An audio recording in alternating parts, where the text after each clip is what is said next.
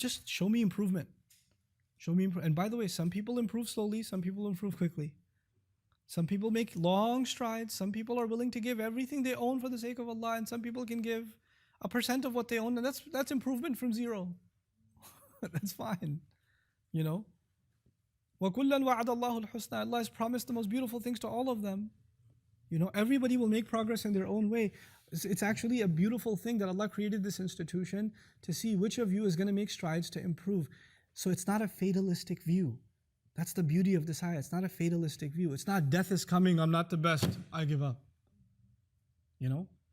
This is very pointed to me because of the culture I come from. This hits me in a different way because of me being Pakistani. And for those of you that are Indian or Bangladesh, Southeast Asians. You know?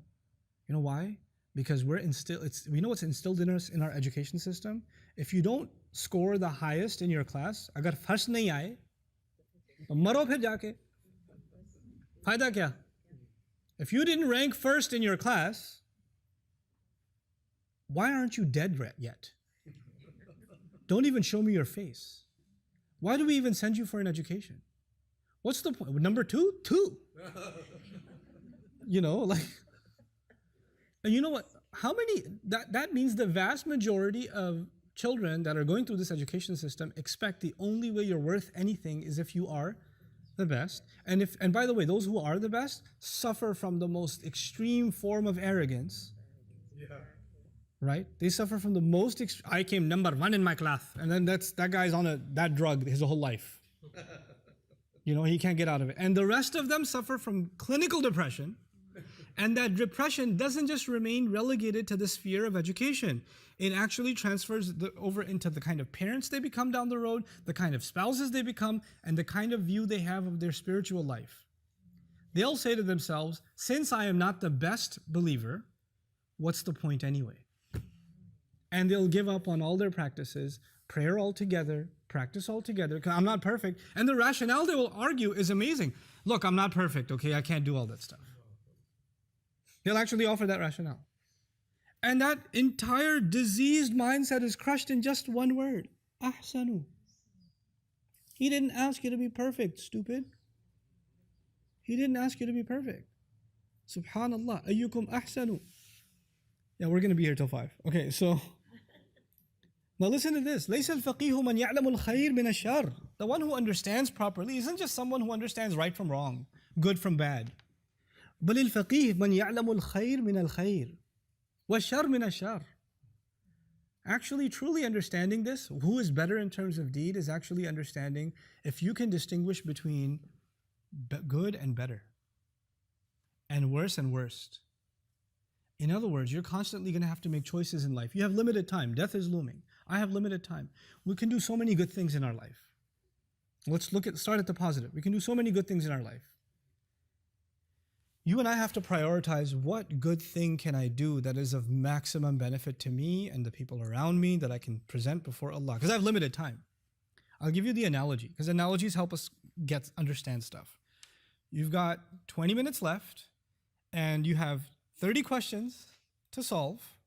Some questions are worth 3 points, some are worth 15 points, some are worth 25 points, etc. Which should you spend your time solving first? The questions that are worth the most points, you should probably tackle first before your time runs out. So even if your time ran out before you get to the extra credit or the 1 or 2 pointers, that you made the most of your time. لِيَبْلُوَكُمْ أَيُّكُمْ أَحْسَنُ عَمَلًا, actually embedded in it, who is better in terms of deed, actually suggests you actually constantly have to make prioritizations in your deeds. What are the things I have to tackle right now? What's the best thing I can do? That's on the positive side. But this actually has a view on the negative side too. Ahsanu amala also means to remove ugliness from our deeds. There are problems that I have. There are things I should better about myself. Right? None of us are perfect. We all have flaws. But there are some flaws that are mission critical. We need to get rid of those. And some things are, they can take some time. It's nice if you got rid of them, but they're not mission critical. If, for example, someone's not praying, they're not praying, and on top of that, they're not reciting Quran every day, they're missing out on 2 things. Which of them should they take care of first? You got a bigger problem. This is deducting major points from your akhirah. Why don't you get rid of this problem first, prioritize this, and then take care of the other, because you have limited time.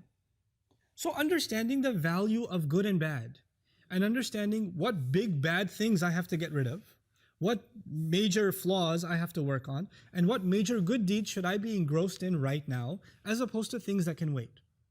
At the end of the day, even in worldly life, you and I have a list of things we wanted to accomplish in the next 24 hours. And we never get through them. Right? I want to get and we don't get through them. And you know what happens most of the time? You have two kinds of people. You have people that they don't have a good sense of time management. So they'll just do whatever came to their mind. And then they, at the end of the day, go, I had to do this, and I forgot it. You know? I was supposed to put that in the mail. I was supposed to open the account. I was supposed to do that. And I completely forgot it. Now I'm past the deadline. And then there are those who look at that list and say, all right, what do I need to do today? And if I didn't do it today, there'll be a problem. And they check mark those and they take care of those things first.